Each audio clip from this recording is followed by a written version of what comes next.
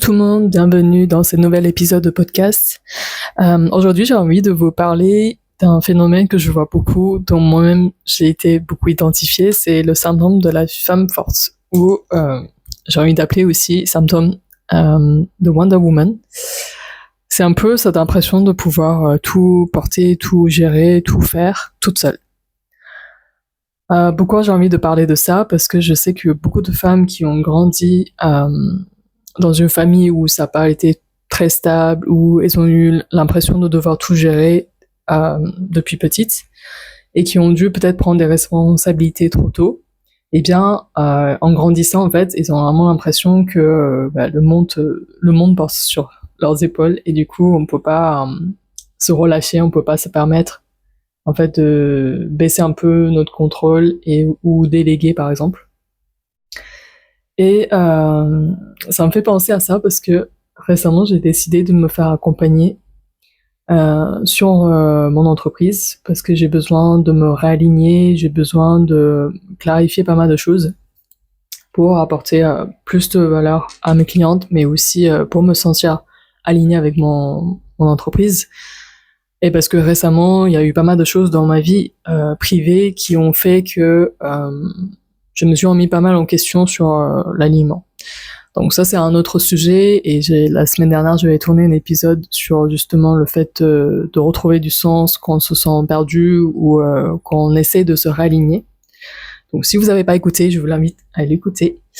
Mais aujourd'hui, j'ai vraiment envie de me focaliser sur ce fameux trait en fait d'hyper d'indépendance que j'observe chez beaucoup de femmes. Alors il faut savoir que bien sûr on parle d'un spectrum, donc il y a aussi des femmes que je vois qui sont dans l'hyper dépendance. Donc le but, je pense, c'est de trouver un peu un juste milieu entre deux et de trouver un équilibre. Donc ni tomber dans l'hyperdépendance qu'on va plus approfondir aujourd'hui, ni tomber dans la dépendance, que ça soit affective, que l'on voit beaucoup, ou autre chose.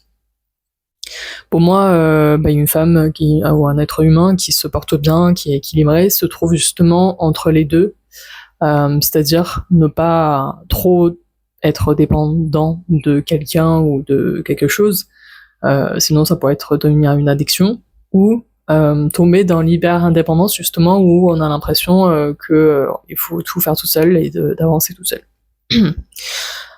Et donc ça m'intéresse aussi de savoir où est-ce que tu te situes aujourd'hui dans ce spectre.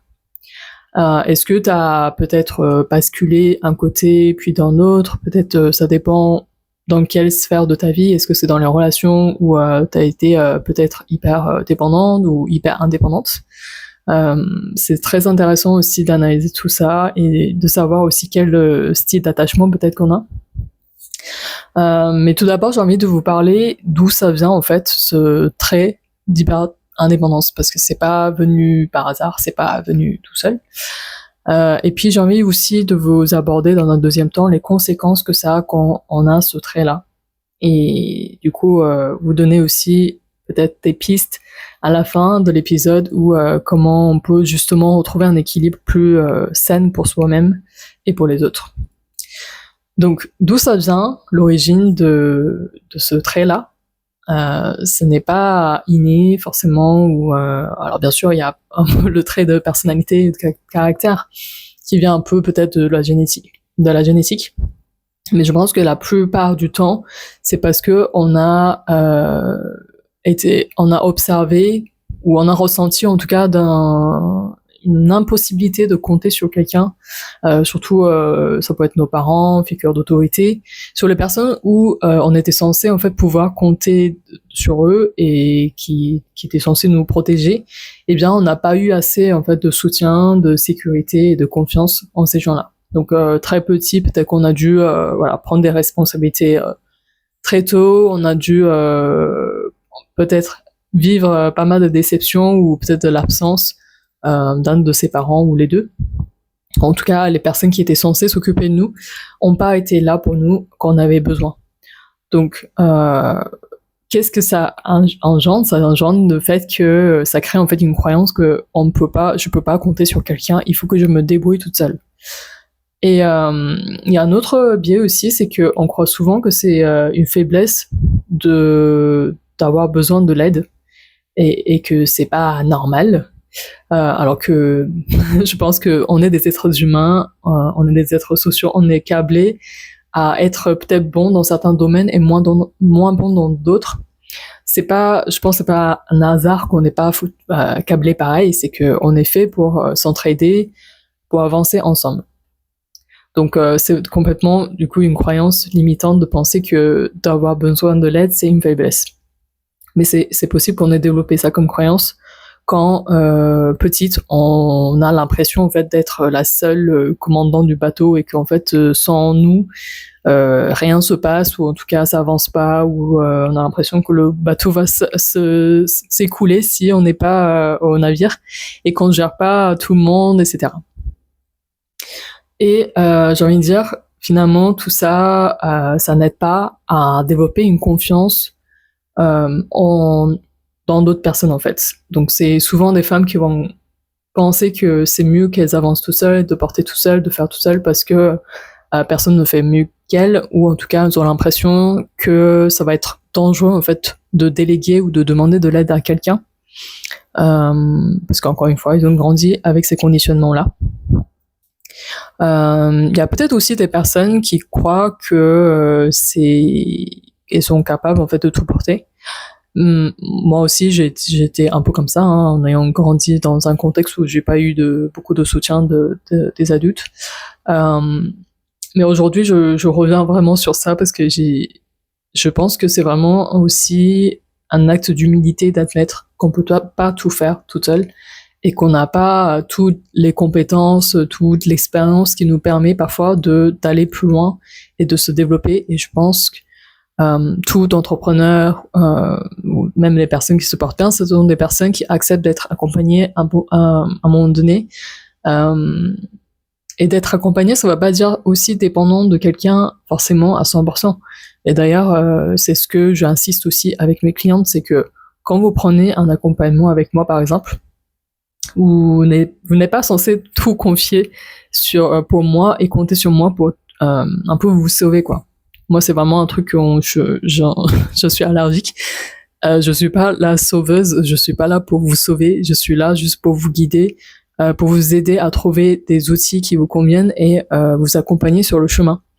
Mais à aucun moment je prends votre responsabilité de faire quelque chose ou vous efforcer de faire quelque chose que vous n'êtes pas d'accord, ou etc. Sinon ça serait super toxique et ça serait pas normal. Mais voilà, pour revenir à nos moutons, je pense que comme dans toute relation, c'est important de reconnaître quelles sont nos propres responsabilités et quelles sont les responsabilités de l'autre personne. Et encore une fois, de trouver cet juste équilibre de dépendance versus indépendance. Et voilà, trouver le juste milieu. Donc maintenant, on va parler des conséquences de ça, d'être une femme hyper forte, hyper indépendante. Je pense que la première chose, c'est qu'on peut dégager une image de femme forte qu'on ne peut pas s'approcher parce que justement, elle est très indépendante, elle a besoin de personne. Et donc, ça peut créer une distance finalement sociale qu'on veut pas forcément, mais on peut dégager une image un peu de femme très froide ou très forte, ou en tout cas voilà, on peut pas se mettre à côté d'elle. Et ce qui est paradoxal, c'est que finalement ces femmes-là souvent se sentent seules ou finalement au fond d'elles, elles auraient aimé tisser des relations plus proches des autres, mais si ils ont comme une image très glaciale, très froide, on peut imaginer que c'est très dur ça donne pas envie finalement de voilà, s'approcher de quelqu'un comme ça. Ça, c'est une des conséquences. Puis, on peut aussi se mettre une pression de malade quand il n'y en a pas besoin et quand personne ne la met sauf nous-mêmes. Parce qu'encore une fois, on a l'impression de devoir tout gérer seul et que sans nous, le monde va s'écouler. Bon, bien sûr, j'exagère un peu, mais voilà, on a l'impression qu'on ne peut pas se permettre en fait de se reposer, de relâcher, de reposer sur quelqu'un, parce que sinon tout va partir en cacahuète. Et c'est peut-être le cas d'ailleurs à une époque de votre vie, moi ça a été le cas et c'est pour ça que c'est quelque chose qui peut revenir. Ensuite, on peut attirer bien sûr des relations toxiques, déséquilibrées, où justement là on attire les personnes qui profitent de notre fonctionnement. C'est-à-dire, c'est peut-être normal pour nous de porter plus de responsabilité, d'adaptation, tout ça, de toujours faire en fonction des autres, de penser à tout le monde, et peut-être juste à nous à la fin ou aussi à la place, quoi. Donc de prioriser finalement encore une fois les besoins des autres avant ceux de soi-même.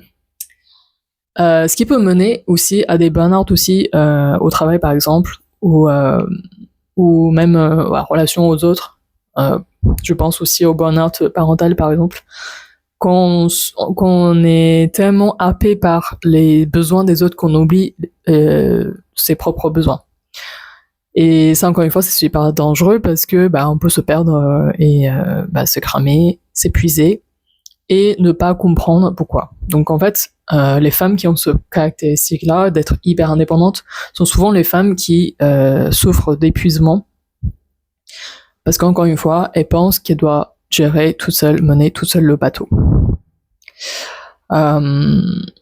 Donc tous ces conséquences fait que je pense qu'aujourd'hui c'est important de revenir encore une fois à ce juste milieu, de casser en fait cette croyance qu'on doit avancer seul plutôt qu'être épaulé, et de savoir demander de l'aide finalement quand il y en a besoin, et de pas tout porter tout seul. Alors bien sûr, je comprends, pas tout le monde peut se permettre et tout ça, mais là je parle vraiment des personnes qui sont à la limite et qui se demandent chaque jour qu'est-ce que je fais ou comment je vais gérer tout ça.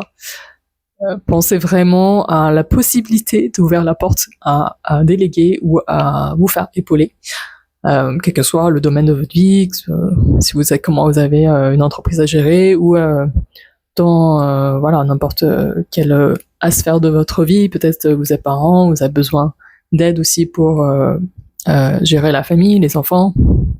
Peut-être c'est dans le sphère relationnelle, peut-être c'est dans le sphère travail. Je sais que les femmes qui ont ces caractéristiques-là sont sujets souvent au burn-out professionnel parce que elles pensent que c'est normal en fait de suradapter et de en faire même trop, et parce qu'ils ont l'habitude en fait de fonctionner comme ça. Donc tout ça pour vous dire que aujourd'hui je suis très contente d'avoir travaillé sur ça et d'accepter finalement d'être accompagnée quand j'en ai besoin, demander de l'aide quand j'en ai besoin.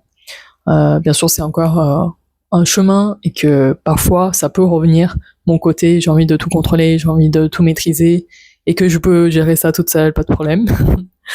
Alors c'est quelque chose qui peut revenir, c'est cyclique et tout ça, mais aujourd'hui je suis vraiment contente en fait d'accepter et aussi d'investir sur moi. Je pense que les personnes qui se portent le mieux et même les entrepreneurs qui offrent les meilleurs services aussi, c'est des personnes qui continuent à apprendre, continuent à grandir, que ce soit personnellement et aussi au niveau de l'entreprise. Et d'un point de vue personnel, les personnes qui se portent mieux aussi acceptent finalement que c'est possible d'avoir besoin de l'aide et que c'est pas une fatalité, surtout pas une faiblesse, parce que voilà, je pense que c'est un cadeau énorme parfois qu'on peut se faire et qu'on a tendance à oublier cette possibilité. Donc voilà, tout ce que j'ai envie de vous partager aujourd'hui. Encore une fois, dites-moi en commentaire si c'est quelque chose que vous reconnaissez, la femme Wonder Woman en vous, même si je sais que c'est aussi très admirable et très attirant. Je sais que je m'identifie beaucoup aussi dans les personnages de films comme Wonder Woman ou tout ce qui est héroïne un peu à caractère fort. C'est vrai qu'il y a un côté admiratif, mais n'oubliez pas que dans la vraie vie, parfois, on peut se permettre d'enlever cette casquette, de se dire que des fois on a besoin d'aide et c'est ok, et ça nous fait pas diminuer notre valeur. Au contraire, je pense que c'est en acceptant de l'aide qu'on va plus loin et qu'on peut faire plus, alors pas forcément, mais en tout cas se sentir mieux, plus aligné, tout ça, et je pense que ça n'a pas de prix. Donc voilà, dites-moi si l'épisode du jour vous aura pu résonner avec vous. N'hésitez pas à partager autour de vous si vous avez aussi des femmes fortes autour de vous. Et puis je vous embrasse et je vous dis à la semaine prochaine.